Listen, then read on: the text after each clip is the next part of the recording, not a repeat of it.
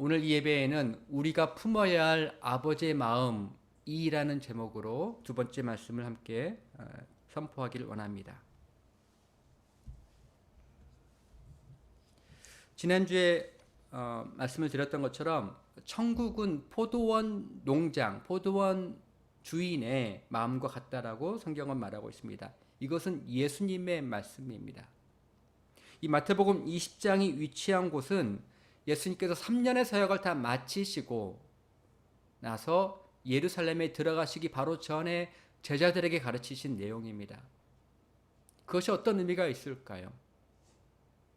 예수님께서는 성육신 하신 이후, 그러니까 마리아에게 성령으로 잉태하신 이후에 태어나셔서 30세까지는 공생의 사역을 시작하지 않으셨습니다. 저희가 공생이라고 말할 때는 그 공자는 공적인 삶을 말할 때 공생애를 가리킵니다. 30세 이전까지는 예수님께서는 어머니 마리아를 모시고 살았습니다. 예수님에게는 형제가 있습니다. 동생들이 있습니다. 그 아버지의 직업은 목수였지 않습니까? 요셉이었습니다. 아버지는 생각보다 정확한 나이는 나와 있지 않지만 좀 돌아가셨습니다. 그래서 예수님께서는 사시면서 어머니와 동생들을 보살피는 삶을 사셔야 하셨습니다. 그리고 나서 30세가 되셨을 때 예수님께서는 예수님께 주어진 그 소명의 삶, 공적인 삶을 사셨습니다. 근데 30세부터 시작하셨던 그 예수님의 공적 삶, 공생애는요, 그렇게 한 30년 동안 하신 게 전혀 아닙니다. 그분은 단 3년 동안만 하시고 만 33세에 하나님의 뜻에 따라서 십자가 사역을 감당하시고 부활 승천하셨습니다. 하나님 곁으로 가셨습니다. 그러면 예수님께서 첫 사역을 시작하셨던 것은 요한복음에 기록되어 있습니다. 가나의 혼인잔치를 통해서 첫 사역을 시작하셨습니다.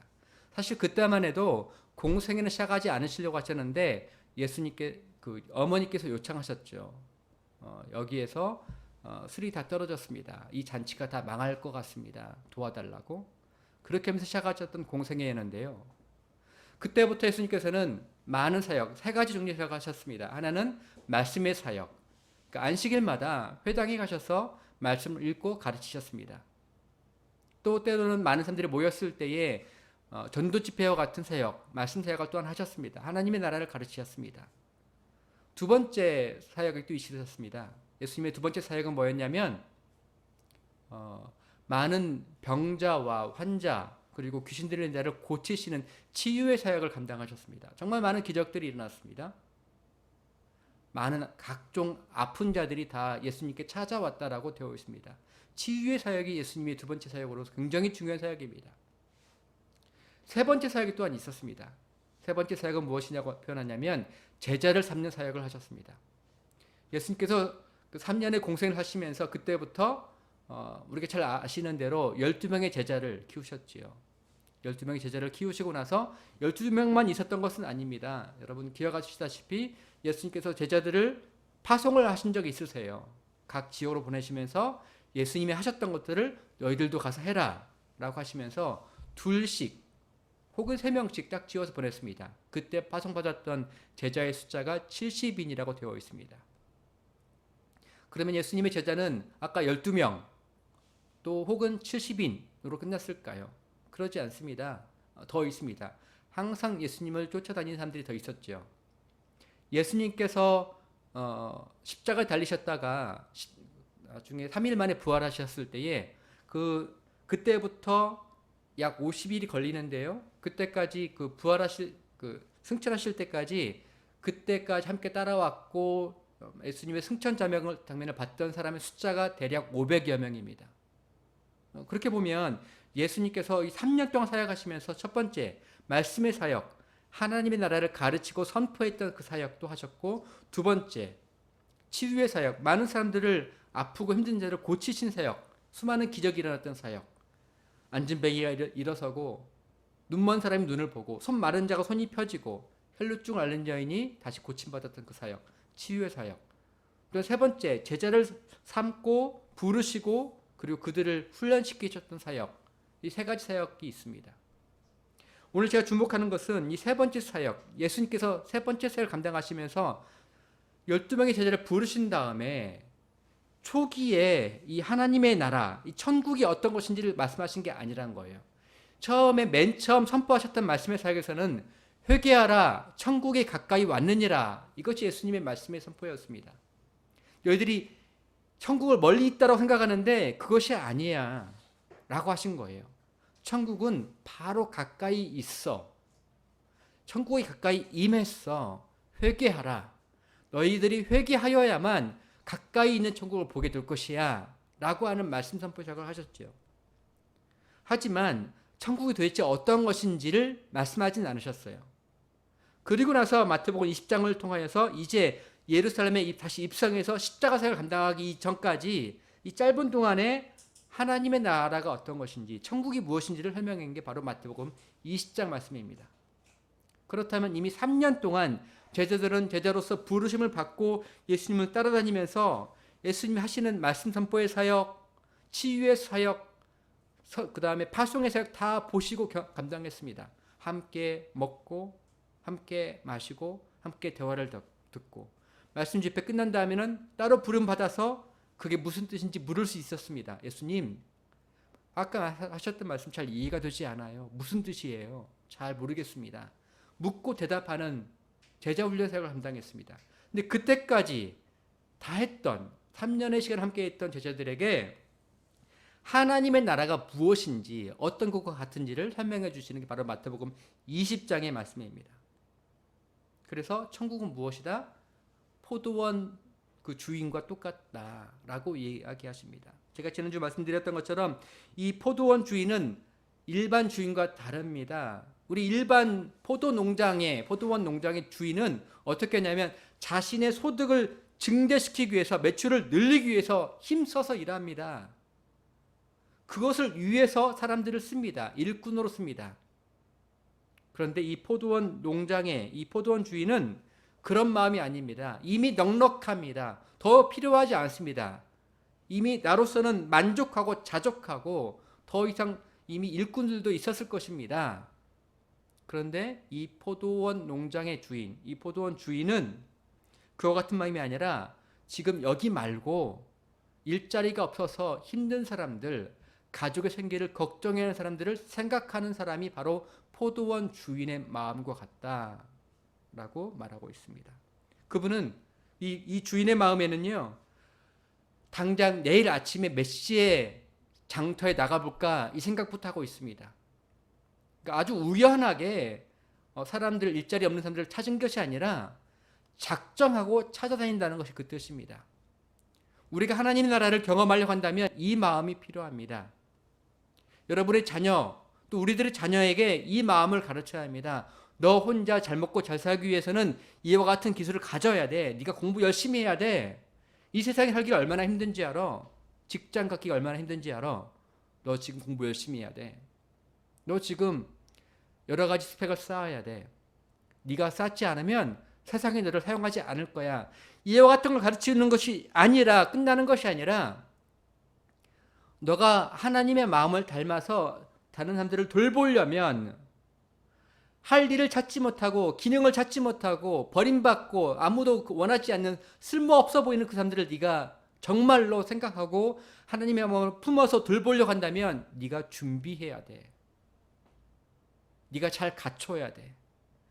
너에게 포도원이 필요해. 하나님의 나라가 다스려지는, 하나님의 복음의 가치가 만져지는 포도원을 네가 구축해야 돼. 그리고 그곳에 그 사람들을 불러들여야 돼. 여러분, 우리들의 자녀에게, 내 자녀에게 내 자신도 그와 같은 마음을 품어야 우리가 하나님의 나라를 경험할 수가 있습니다. 그럴 때 비로소 우리는 하나님의 나라에 합당한 자가 되어지는 것입니다. 포도원 주인은요, 아직 시간이 되지도 않았습니다만 미리 전날부터 나 매일 몇 시에 장터에 나가볼까 준비했습니다. 그랬기 때문에 성경 말씀 바라보면 2절부터 바라보면 첫 번째 뭐 어떻게 하냐면 제3시에 유대인의 성경책에 있는 시간은 우리가 제3시, 제6시, 제9시 되어 있으면 거기다가 6을 더하시면 돼요. 그게 우리가 갖고 있는 시간과 똑같습니다. 제 3시면 6을 더하시면 제 9시죠. 아침에 일을 시작할 그때쯤에 벌써 찾으러 나가십니다. 제 9시에 그때 제 9 우리 시간 9시에 갔다는 거죠. 제 3시, 제 6시, 제 9시에 나가고 맨 마지막 제 11시에도 또 나갔다라고 되어 있습니다. 아주 부지런히 일꾼들을 찾습니다. 능력 있는 일꾼을 찾으냐고요? 그러지 않습니다. 거기에 큰 차이가 있습니다. 이미 능력 있는 사람들은 제일 먼저 차출되어 나갑니다. 어디나 마찬가지입니다. 저희 큰 아이와 함께 대화도 나눴는데요. 저희들은 이제 이미 그 미국에 유학생으로서 나가서 살면서 그 대학원 수업을 하다 보면 조별로 토론하고 조별 과제를 할 때가 있습니다. 그룹 프로젝트 할 때가 있습니다. 근데 저는 어떤 걸 경험했었냐면 제가 외국인이잖아요. 언어가 편하지 않잖아요. 그러니까 그룹 프로젝트 할 때 저를 잘 끼워주지 않습니다. 이미 잘하는 아이들이 그룹을 형성을 해버려요. 아무도 저를 원하지 않아요. 그래서 제가 경험했던 것은 맨 마지막에 남는데 그 교수님께서 승우는 여기 이 그룹 들어가 봐. 성우 하면서 그렇게 얘기하십니다. 저는 그걸 경험했어요. 그런데 알고 보니 저희 큰 아들과 둘째 아들도 그와 같은 걸 경험했다고 하더라고요. 이미 잘하는 애들은 자기들의 그룹을 먼저 찾는다라고. 주로 백인 애들은 백인의 그룹을 찾고 아시아인들은 아시아 그룹을 찾고 뭔가 잘할 것 같은 아이들을 먼저 택해서 그룹을 결성하고 함께 숙제를 한다고 합니다. 이해가 되지 않습니까? 그룹의 그 효율성을 위해서 가장 좋은 결과를 위해서는 어떻게 합니까? 잘하는 사람을 함께 하려고 하는 것이지요. 맞습니다.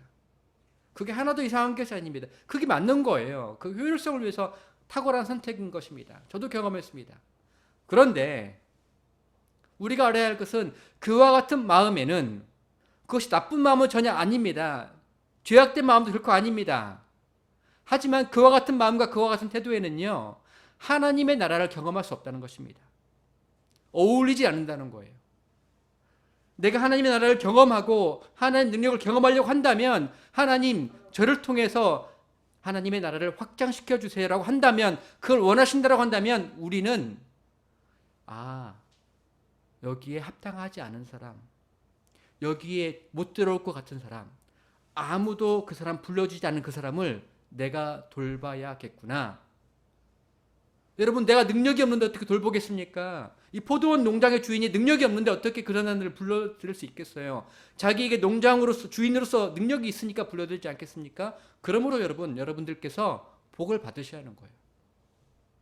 여러분들이 먼저 능력을 갖추셔야 하는 거예요.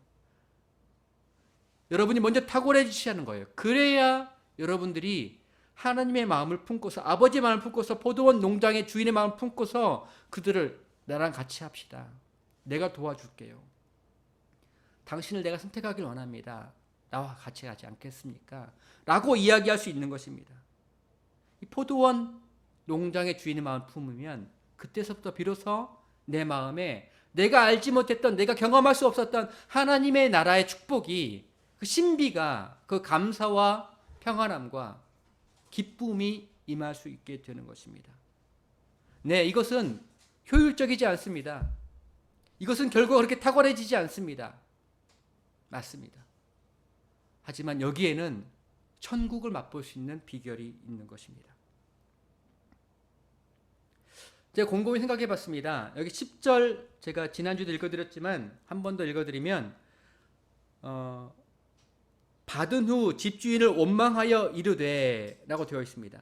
이 원망하는 마음을 표현하기 전에 어떤 마음이 그들에게 있었는지를 말하고 있습니다. 먼저 온 자들이 와서 더 받을 줄 알았더니, 이게 무슨 내용입니까? 제 11시에 온 사람부터 그 주인이 부르셔서 1데나리온 하루의 품삯을 주지 않았습니까? 그걸 보고서 먼저 왔던 사람들, 9시에 왔던 사람들, 6시에 왔던 사람들, 제 3시에 왔던 그 사람들은 더 받을 줄 알았더니 더 받을 것을 당연하게 바라봤다는 것이지요. 이것이 사람들의 마음이고 이것이 세상의 마음이고 이것이 마땅하다고 생각하는 것이 세상입니다. 근데 이 마음에는 하나님의 나라를 경험할 수 없다는 특징이 있는 것이지요. 그것이 죄악된 것이어서가 아니라 그것이 마땅하게 바라보이는 그 마음에는 하나님 나라가 깃들 수 없는 특징이 있다는 것입니다. 그러면 곰곰이 생각해 봅시다. 만약에 포도원 주인이 이렇게 모든 사람 3시에 오거나 6시, 9시, 11시에 온 사람들을 다 1데나리온씩 다 줄 거라고 한다면 그냥 처음부터 포도원 농장을 불러들이지 않고 다 똑같이 1데나리온을 나눠주면 어떻겠습니까? 그러면 그 사람들에게 가족에게 필요한 것이 주어지지 않겠습니까? 아마 그럴 것입니다. 어떤 사람들은 포도원 농장 주인 꼭 그렇게 일 시키고 1데나리온씩 줘야 하나? 차라리 그냥 누구에게나 똑같이 1데나리온 주면 좋지 않겠어? 이렇게 얼마든지 생각할 수 있을 것 같습니다. 어떤 마음을 품는다면요, 내가 제3시에 왔으니 나는 더 많이 받을 거야, 이게 마땅해 라고 하는 사람의 마음속에서는 아니 어차피 똑같이 줄 거라면 왜 일을 하고 받아야 돼? 그냥 주시면 안 돼? 좋은 사람이라며, 그 주인의 마음에 좋은 마음이 있다면서 합당하지 않은 사람을 불러서 돈을 주는 거라며, 먹고 살 수 있게 해주는 거라며, 차라리 그러면 누구에게나 똑같이 공평하게 1데나리온씩 나눠주면 내가 불평하지 않잖아. 이런 마음을 품을 수도 있을 것 같습니다. 여기에는 우리 마음에 어떤 것을, 이런 생각을 생각해 봤을 때 제 마음에 우리가 정말 원하는 게 무엇일까? 우리 인간의 마음에, 우리들의 마음에는 어떤 것을 좋은 것이라고 생각할까? 우리가 축복이라고 믿는 건 무엇일까? 우리가 부러워하는 것은 무엇일까? 우리가 재수가 좋다고 생각하는 건 무엇일까? 인간의 마음에는요, 일하지 않고 받는 것을 축복이라고 생각하는 마음이 있습니다. 인간의 마음은 내가 일한 것보다 더 많이 받는 것을 원하는 마음이 있는 것입니다. 되도록이면 일하지 않고 고생하지 않고 땀 흘리지 않고 수고하지 않고 내가 원하는 것보다 더 많이 받는 것, 로또 맞는 것, 그와 같은 것을 재수가 좋은 것이라고, 부러워하는 것이라고 생각하는 마음이 있다는 것입니다. 그런데 그게 하나도 이상하지 않죠. 그게 세상의 마음이고 그게 우리들의 본성에 합당한 것입니다. 하지만 그와 같은 마음을 품고 살아갈 때는 분명한 것은, 그게 누구나 다 품을 수 있는 생각이들이지만 그 마음을 품고 살 때에는 하나님의 나라를 경험할 수 없다는 특징이 있다는 것입니다. 아무리 믿는다고 얘기하고 아무리 교회를 다닌다고 얘기할지라도 그렇게 내가 땀을 흘리고 다른 사람들을 위하는 마음이 없고 내가 마땅히 받아야 할 걸 내가 받아야겠다라고 한다면 아무리 기도한다 할지라도 그 사람 마음에는 하나님의 나라가 깃들 수가 없는 것입니다. 그 사람이 죽어서 어떻게 하나님 나라에 갈 수 있겠습니까? 생각해 보십시오. 굉장히 중요한 질문입니다. 내가 죽어서 천국 갈 거라고요? 아마 이 포도원 농장의 주인의 마음을 갖지 못한다고 한다면 우리는 죽어서 하나님 앞에 섰을 때 하나님의 마음이 불편할 거요. 똑같이 얘기할 것입니다. 원망하여 이르되 나중에 온 이 사람들은 1시간밖에 일하지 아니할거늘 그들을 종일 수고하며 더위를 견딘 나와 같게 하셨습니다. 안 맞아요 하나님, 불편해요. 왜 그렇게 하세요? 라고 할 것과 똑같습니다. 천국에 가서 심판대 앞에 서서 우리가 하나님 마음이 불편해진다고 한다면 우리는 하나님의 그 마음이 다스려진 그 나라 속에서 마음이 불편하여서 원망스러워서 아마 지옥을 갈 것 같습니다. 눈에 보이는 장면에는 다 똑같이 금으로 다 덮여져 있고 보소로 치장됐다 할지라도 그 마음에는 불평이 있으므로, 그 마음에는 원망함이 있으므로, 그 마음에는 억울한 마음이 있으므로, 그 마음에는 못된 마음이 있으므로 그는 지옥을 살 수밖에 없는 것입니다. 그렇게 바라보면 천국과 지옥은 생각하기에 나름입니다. 생각에 따라서, 생각하는 그 결에 따라서 천국을 경험하고 살 수도 있고요. 아무리 잘 누리고 있어도 생각하기에 따라서 지옥 속에 사는 것과 똑같을 수 있습니다. 동안교회를 저는 오랫동안 다녔었습니다. 청년의 시기에 제가 그곳에서 목회를 할 줄 모르고 저는 그곳에서 청년의 삶을 살았습니다. 제가 기억에 남는 것이 하나 있습니다. 많이 있습니다. 근데 오늘 함께 나눌 것 중 그 중에 하나인데요. 제가 동안교회를 90년대 다니면서 청년의 시절에 있었을 때 어느 날 그 목사님께서 이렇게 설교를 하신 적이 있습니다. 너희는 먼저 그의 나라와 그의 의를 구하라. 마태복음 6장의 말씀을 설교하셨습니다. 너희는 먼저 그의 나라와 그 의를 구하라는 그 말씀을 통하여서 그분은 어떻게 해석했냐면 그 말씀을 묵상하고 적용하면서 내가 내 나라와 내 의를 먼저 구하는 것이 하나님 나라에 합당하지 않은 거구나. 하나님의 마음은 먼저 내 것을 챙기는 것이 아니라 하나님의 것을 먼저 챙겨드리는 것이 하나님이 기뻐하시는 거구나. 그러면 하나님께서 나에게 필요한 모든 것들을 아시고 또한 채워주시겠구나. 그 마음을 해석하면서 구체적으로 적용하였습니다. 어떻게 하냐면 그 당시 그 설교를 할 당시 목사님이 부임해 왔을 때 그 동안교회는 이미 오래된 예배당이었기 때문에 조금씩 매년 얼마씩 모아서 건축 헌금을 적립해 왔었습니다. 그 당시만 해도 대략 6억 원의 헌금을 건축 헌금을 모았습니다. 근데 그 설교를 통하여서 먼저 이 6억 원을 가지고서 먼저 하나님의 나라, 그러니까 그분은 적용하기를 교회 개척을 합시다. 개척교회를 세워 드립시다. 하나님의 나라를 위해서 개척교회를 세워 드립시다. 그리고 나서 우리 다 제로 베이스 다시 시작해서 우리는 그 다음에 교회 건축을 시작합시다. 라고 말씀으로 선포했습니다. 실제로 교회 개척은 어떻게 됐냐면 그 당시가 94년, 95년쯤 되었던 것 같은데요. 대략 그 6억 원과 더불어서 4억 원을 더 들여서 10억 원으로 일산 동안교회를 개척하였습니다. 그리고 그 교회는 1년, 2년 안에 정말 상당히 큰 교회로 자립하여서 성장하였습니다. 그리고 나서 몇 년 더 지나서 대략 1997년쯤에 동안교회는 자체적으로 교회 건축을 시작했습니다. 그래서 예배당을 옮겨서 대광학교라는 그 고등학교에서 예배를 드리고 다시 그곳에 교회 건축을 시작하였습니다. 실제로 동안교회는 건축할 때 대략 100억 원의 예배당과 그 건축물을 갖게 되었습니다. 놀라운 면이 많이 있었지요. 왜냐하면 100억 원이라는 것은 굉장히 큰 돈이고 그것을 쉽게 진행하기는 어려웠는데 교회로서는 큰 빚 없이 다 그 건축을 마무리할 수 있었기 때문입니다. 곰곰이 생각해 봤습니다. 너희는 먼저 그의 나라와 그의 일을 구하라는 말씀을 붙잡고서 내 교회에 필요한 것들 먼저 채우는 것이 아니라 우리 이미 6억 원이 있지만 그것을 먼저 하나님의 나라를 위해서 개척교회를 먼저 하겠습니다 라고 했을 때 하나님이 그 교회에 필요한 것들을 그 교인들에게 마음에 부어주셔서 잘 했다라고 볼 수 있을 것 같습니다. 그게 참 아름다운 일로 생각이 되어서 그 교회 청년으로 있었던 제 마음에도 감동감이 있었고 함께 예배드렸던 저뿐만 아니라 다른 모든 청년들과 예배자들 마음 가운데도 그대로 갔으면 좋겠습니다 라고 적용하였습니다.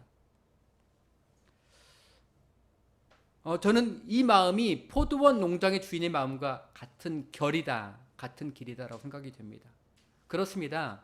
우리가 그 마음을 품었을 때 우리들의 마음에 제가 예배자로 드렸을 때 내 마음에 하나님의 나라는 이런 것인 거구나. 내 것을 내가 먼저 챙기는 것이 아니라 내가 다른 사람들을 돌보고 하나님의 것을 먼저 챙겼을 때 내 마음에 기쁨이 임하게 되는 거구나. 믿음이 임하게 되는 거구나 하는 것들을 경험하게 되었습니다. 굉장히 좋은 일이었습니다. 저는 오늘도 이와 같은 일을 하려고 합니다. 물론 당연히 저희 교회는 아직 그렇게 아까 말씀드렸던 일산 동안교회처럼 그 필요한 만큼을 받지도 못했습니다. 그 교회도 10여 원을 들여서 교회 개척을 시작하였는데요. 저희는 그런 것이 일절 없이 이번에 시작하지 않았습니까?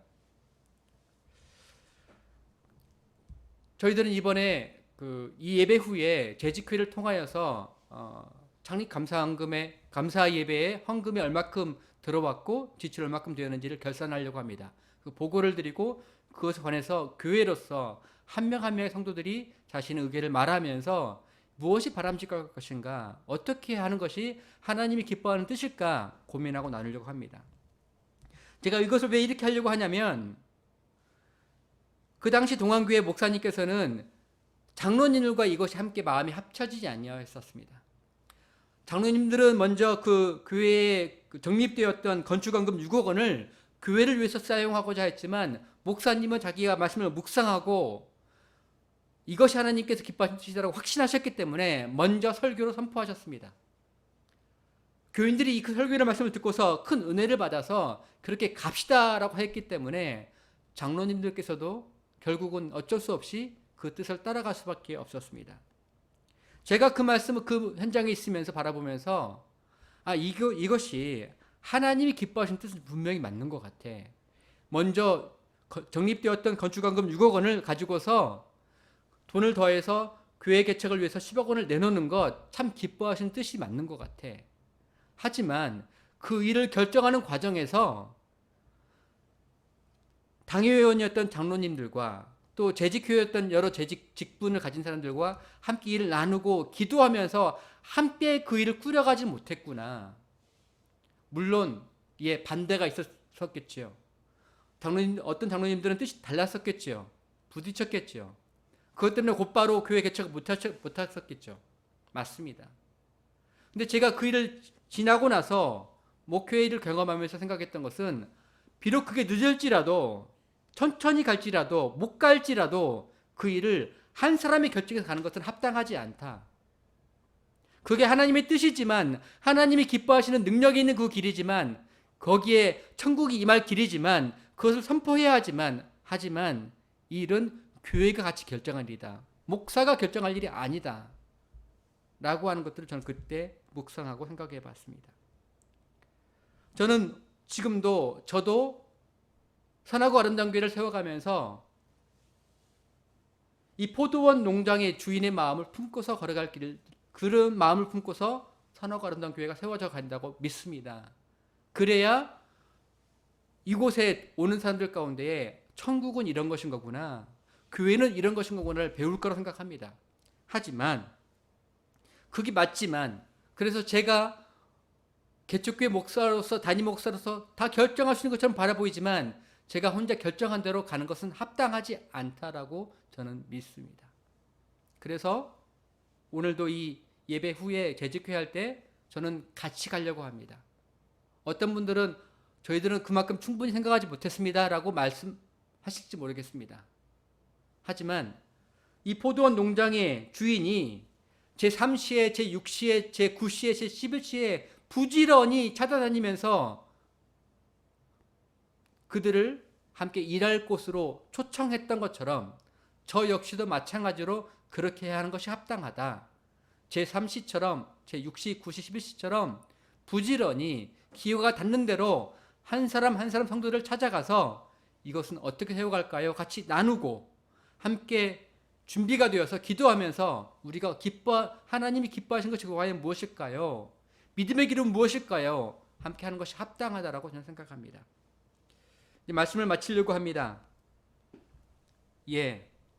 쉽게 가는 길들이 있습니다. 효율적인 길들이 있습니다. 그리고 사실 누가 그렇게 많이 고민하겠습니까? 교회 건축에 관해서, 헌금에 관해서 누가 그렇게 많이 생각합니까? 별로 생각하지 않습니다. 그냥 헌금 내면 내 믿음으로 하나님께 헌금한 거야. 그 다음은 다 교회에 맡기면 되지. 보통 이렇게 생각합니다. 그 머리 아프고 골치 아픈데 라고 생각하기가 쉽습니다. 그런데 그렇게 내버려 두는 것이 저는 좋다라고 생각되지 않습니다. 늦어도 힘들어도 이 헌금을 가지고서 같이 기도하고 이 헌금을 어떻게 하나님 앞에 드려져야 할 것인가 계획하고 믿음의 길을 찾아가는 것, 그것이 목사가 해야 할 일이고 그것이 사도가 해야 할 일이고 그것이 리더가 해야 할 일이라고 저는 믿습니다. 왜냐하면 목사인 저와 말씀을 듣는 여러분, 예배자 여러분 모두 다 우리는 다 주인이 아니고 우리는 다 참된 리더가 아닙니다. 우리에게는 머리가 한 분밖에 안 계십니다. 머리는 누구냐면 다 예수 그리스도밖에 없습니다. 저도 제 머리는 예수님이고 저는 그분의 몸에 불과합니다. 여러분들도 마찬가지입니다. 우리는 예수 그리스도의 몸으로서 함께 그 뜻을 들으려고 애를 쓰고 나아갑니다. 그래야 교회가 성장합니다. 그래야 교회가 자라갑니다. 그래야 성숙의 길로 걸어갈 수 있습니다. 우리 같이 좀 이 시간 기도할 텐데요. 우리 교회를 위해서 같이 기도했으면 좋겠습니다. 이 시간 기도해서 기도할 때 선하고 아름다운 교회에 포도원 주인의 마음이 임할 수 있도록 같이 기도했으면 좋겠습니다.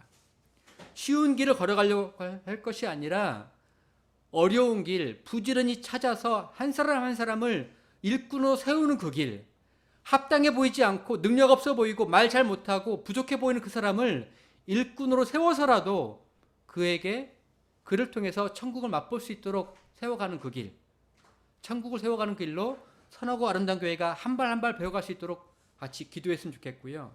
내 자신도 이 일은 내 일은 아니야 라고 생각했었더라면 이제는 하나님께서 나를 부르고 계시는 거구나. 나는 부족해 보이고 나는 알지 못하는 것처럼 바라보이고 나는 관심 없어 바라보이는데 나는 장터에서 놀고 있었었는데 나 같은 사람 쓰지 않을 것처럼 생각되는데 하나님께서는 제 30분만 아니라 제 11시에도 일꾼을 찾고 계시는 거구나. 하나님 나를 찾고 계신 거구나. 그 마음을 품을 수 있도록 같이 기도하시겠습니다.